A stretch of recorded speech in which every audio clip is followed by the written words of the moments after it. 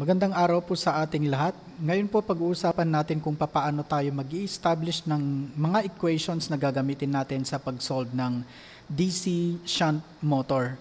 Again po, hindi po natin kinakailangan mag-memorize ng napakadaming formula pagdating po doon sa pag-solve ng mga DC machines, gaya ng DC generator, tapos itong DC motor. Ang kinakailangan lang po natin gawin, tandaan lang po natin yung Ohm's law, that is I is equal to V all over R. And at the same time, yung power formula which is P is equal to I times V. Or pwede rin po natin gamitin yung I squared times R. At pwede rin po natin gamitin yung V squared all over R. Although yung mga formula po natin dito, na-derive lang po yon gamit ang power formula at saka yung ating Ohm's law.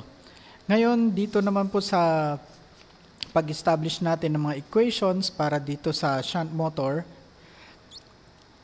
kailangan lang po nating tandaan yung ating Kirchhoff's current law and also Kirchhoff's voltage law.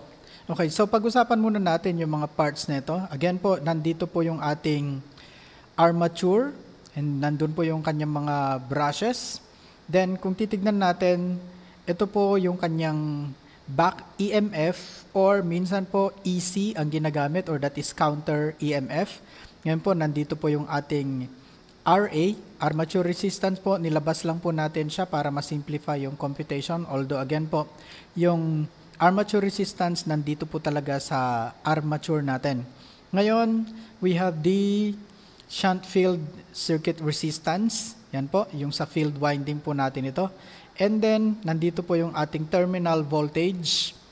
That is the positive and then that is the negative. Ngayon po dun sa ating motor, since it is an electrical machine that converts electrical energy to mechanical energy, ang input na po natin ngayon, nandito po siya sa terminal natin.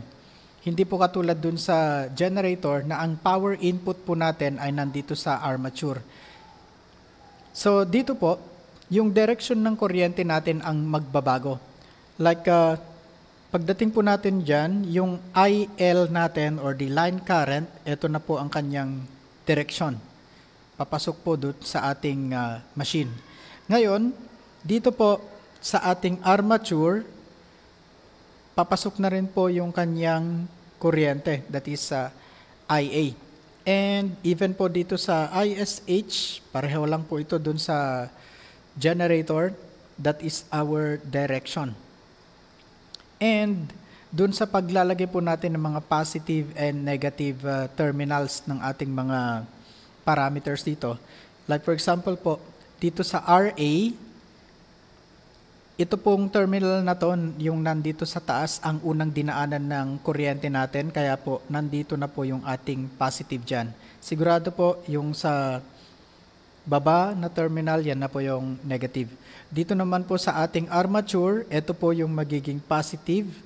And then that will be the negative. Ngayon, dito naman po sa ating ISH, ito po yung unang dinaanan ng kuryente natin. So, nandito po sa taas yung positive and nandito naman po sa baba yung ating negative. Ano po yung mangyayari kapag yung terminal voltage natin ay babaliktarin natin? So, nandito na yung negative at nandito naman po yung positive. So, ibig pong sabihin, yung direction lang po ng kuryente ang magbabago dyan. So, yung kuryente natin, dito po yung magiging ikot niya. Hindi po katulad ngayon, nandito po yung ating direction ng kuryente. So ngayon, pag binaliktad natin yung source, kung nandito po yung positive, ito po, dadaan po dito, itong brush na ito ang maging positive, ito naman po yung magiging negative. So pagdating natin sa RA, ito po yung magiging positive at ito naman po yung magiging negative. Dito sa RSH, ito po ang magiging positive at noon po yung magiging negative. So nagkakaroon po ng difference pagdating po natin sa direction ng kuryente and at the same time yung location ng mga positive and negative natin. Ngayon, ano po yung implication kapag babaliktarin natin yung terminal natin, yung positive and negative niya dito? Ang implication lang po noon is that magre-reverse po yung direction ng pag-ikot ng ating motor. Halimbawa po, ito po yung positive at negative ngayon. At kung ito, sabihin natin, ito po ay umiikot yung ating motor ng counterclockwise. What if ito naman po yung magiging positive natin, nandun yung negative. So dahil nag-iba po yung direction ng kuryente natin, ibig sabihin po yung pag-ikot naman po yung motor natin, magre-reverse po yan. Malaki po yung gamit, no, yung sa mga certain applications po natin, yung forward and reverse operation ng ating mga electric motors. Ngunit sa araw na ito, yung pag-establish lang po muna natin ng equations para dyan. Ngayon, unahin po natin paglalagay natin dito ng node. So let us say that is node A. So Kirchhoff's current law doon sa node A natin. Again, that is summation of current in is equal to the summation of current out. So summation ng current na pumapasok sa node na ito is equal to the summation of current out. Dito po sa node na ito, ang pumapasok lang po na kuryente, it's the IL. So, lagay po natin dyan, IL. Wala na pong ibang pumapasok, so that is equal to, yung lumalabas po ng mga kuryente natin sa node na ito, that is ISH and IA. So, unahin natin yung IA plus ISH. So, ito po yung unang equation na gagamitin natin dyan. Hindi po natin kinakailangang i-memorize ito. Ang kinakailangan lang po natin gawin, it's the analysis ng nodal. Kasi po, mag-iiba po pagdating natin doon sa DC generator. Dahil iba naman po itong DC motor natin ngayon. Okay, so yung isa pang equation natin, kunin po natin sa pag-establish natin ng Kirchhoff's voltage law. Let us say that that is our loop number 1. Then we have KVL at loop number 1. Unahin po natin dito. So dito po tayo umikot. So kunin natin positive VT. So positive VT. Susunod po dyan, punta tayo dito sa RA, that is negative. And multiply po natin nung armature current para maging volts po yung unit natin dito. So, minus IA times RA. Then, dadaan po tayo dito sa ating back EMF, that is negative EB. So, babalik na po tayo dito sa ating terminal voltage, that is equal to 0. So, using this equation, nakadepende po kung ano ang hinahanap natin. Pwede nating hanapin kung ano yung VT, kung given na yung ibang parameters dyan, or pwede rin naman po kapag ang hinahanap natin ay IA, or RA, or EB, nakadepende po dun sa problem. Now, mag-establish din po tayo ng isa pang loop dito. Although yung loop na ito, hindi po siya ganong ginagamit, but for certain problem po, ginagamit natin yung loop na ito. Kasi madalas po yung loop na ginagamit natin in solving DC motors, yung loop po dito sa may terminal voltage papunta po dun sa kanyang armature. Okay, just in case po nagagamitin natin yung loop dito sa loop number 2. So KVL at loop number 2. So, unahin natin po dito sa counter EMF or back EMF. Positive po yan. So, positive EB. Then, dadaan po tayo dito. We have positive IA multiplied that by armature resistance.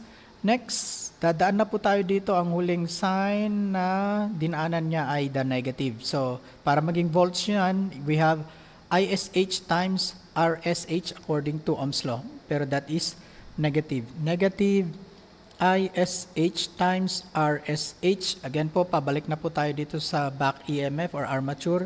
Equal to 0 na po tayo dyan. Yan po.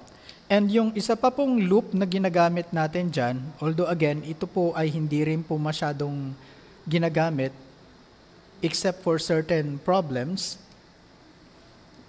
Dito po mag-establish tayo ng loop number 3 mula VT papunta po dito sa ating field circuit. Ngayon, KVL at loop number 3. Unahin natin dito sa terminal voltage, that is positive VT. So positive VT, then punta tayo dito, we have negative ISH times RSH. Negative ISH times RSH is equal to 0. Ngayon po dito, no, kaya natin sinabi na yung VSH natin ay pareho lang po doon sa ating terminal voltage. Using Ohm's law, VSH is equal to ISH times RSH. Yan po.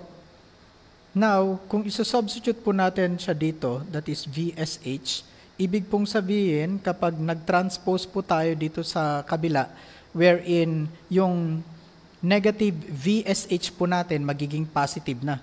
Kaya that is positive VT mula po doon is equal to positive VSH. And kung titignan po kasi natin yung RSH natin dito, konektado po siya in parallel with our terminal voltage.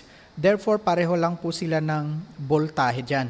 Kaya nga po, in determining the current doon sa shunt field natin, ang ginagamit nating voltahe para po doon, it's the terminal voltage.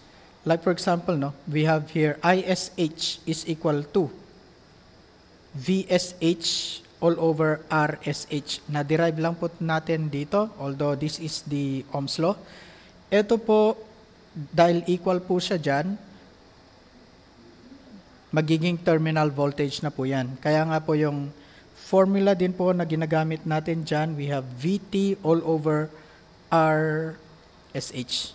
So, yun lang po yung mga kinakailangan natin para dun sa pag-solve natin dun sa DC shunt motor.